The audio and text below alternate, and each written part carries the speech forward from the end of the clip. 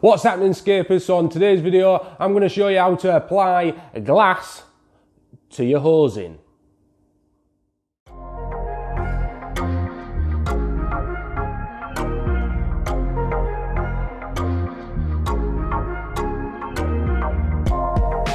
So we get asked every single day, how do we apply the glassware to your pipework without breaking it? So glassware, there is a weak point on these, so we try and avoid this weak point. So the weak point is on the crossover there. So when you're applying any glassware or taking pipes off or putting them on, always hold it by the lateral part of it like that. And the reason is because it puts force down the actual barrel of it instead of on the curve. So to apply your hosing to it, what you want to do is get some well prepared boiling hot water, like so. Put that in there for a few minutes. What it'll do is it'll really soften up the silicone hose. There we go. And then what you do is you push it on, like so. When you push it on, make sure you push from this part in. Don't go too much though, you want about half an inch or so. There you go. And to get round this problem, let's say this is at your side of your tank and you're like, oh God, it's all wonky donkey. Before it sets, you can twist it. There you go. You can twist it into position so you can ease the hose. Don't ever grab it on that top, just because, take care, because with it being glass, we've seen it a few times where people's cut their hands and stuff like that.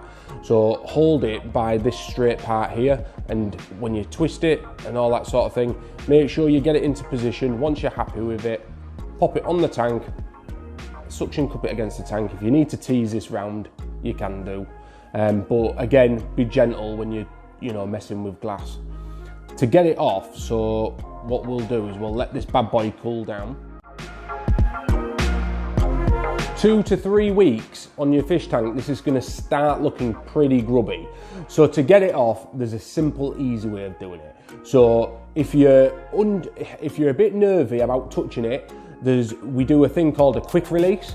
So you put it in your pipeline. If you get it so it's just behind the cabinet, and then you can undo it, make sure it's as close to this as possible. You can undo that and you can let the excess water out of it, and then you can get a tube brush all the way around. If you find that you're pretty confident and you want to go for it and you want it sparkly clean, there is a way. So don't be scared about it. Just remember that this top part here is your weakest point, so you don't want to put pressure on there. That's where it catches people out. When people break them, they're holding them by the top. So the way to do this is you apply water, as I'm doing here, right around the bottom of the base of the actual lily pipe here. Make sure it's really, you can go crazy with the water if you want. Remember, you're grabbing it there, not on top, there. Grab it nice and secure. What you're gonna do is you're gonna push the pipework on. So let's say if it's like that, for instance, you push the pipework up more and it'll unclip there. What it is, it's the pressure that holds it on. So as you're pushing up, you're allowing the air to get back in. So you're gonna release it of pressure. Once it's off like that, you can soak it in a product. We like to use a product called Superge. It's made by ADA. It's quite good value for money stuff because you don't need much at all. You can soak this and you can leave it for an hour, a couple of hours. What I like to do though is, if you can, have a spare set, leave it in Superge overnight, and then you've got a spare set then to just transfer over whenever you need. Hope you liked the video, guys. I know a lot of you already know how to do this, but I just thought I'd clarify it just for the newbies to the hobby. If you like the video, guys, put a thumbs up.